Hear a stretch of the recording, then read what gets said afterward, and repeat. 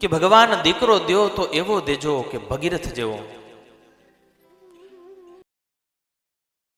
વધારે દીકરાની જરૂર નથી, એક દ્યો પણ ભગીરથ દેવો જ દ્યો. 71 પેઢીને તારી લે. સારું સંતાન આપણા પરિવારમાં જન્મે ને તો 7 પેઢી તારે છે. 7 પેઢી એટલે કેવી રીતના? 3 પેઢી આગલી, પોતાના પિતા, પોતાના દાદા ને પરદાદા, આ 3 પેઢીનું તો કલ્યાણ કરે જ છે.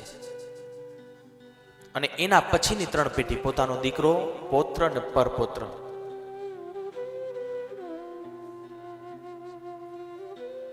એક યોગ્ય વ્યક્તિ આવી જાય ને એટલે આગલું જે ખરાબ હોય ને એ તો સાફ કરી નાખે છે,